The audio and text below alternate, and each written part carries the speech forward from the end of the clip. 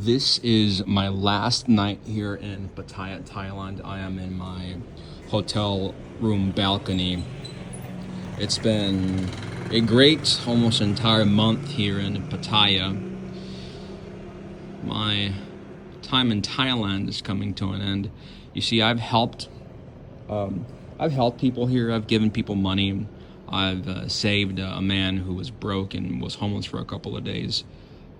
Helped him out with food because he literally had no money, and I gave him some money because I saw a fellow backpacker traveler who was in need, and I've been in that situation before where I almost went homeless the first time I went traveling.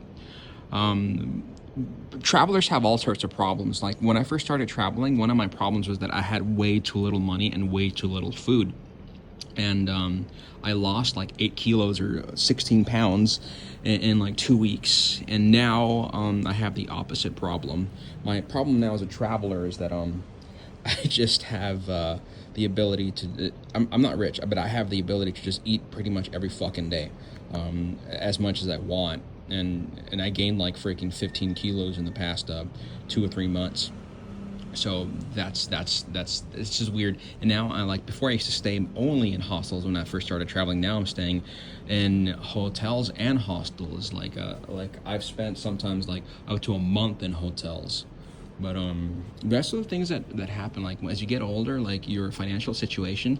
Let's say when you first started traveling, you started off maybe with $2,000 or $1,000, maybe even less. Maybe you got a round trip ticket for like $500, and then you stayed somewhere for 2 weeks, and you were staying in like the cheapest hostels and buying cheap food, and total was $1,000. Like when I first started traveling, I had $800 and something dollars, and it stretched out for a month in the Caribbean, and I lost 16 pounds.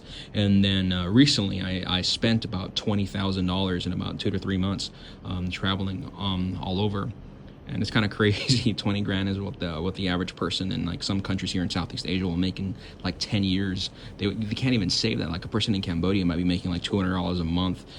So I'm in a privileged situation that I'm from the United States and California, and I have a strong passport and a strong currency. So I'm able to come up with large sums of money like that relatively quickly, like $20,000, $30,000. Those are easy money. Well, for a lot of people, that's a lot of money. Especially in the United States. Most people actually in the United States don't have such the kind of money like that. But you can actually travel long term. Let's say you make whatever you make in the United States. With that kind of money, you can travel long term. But for a lot of people, that is something they don't want to do.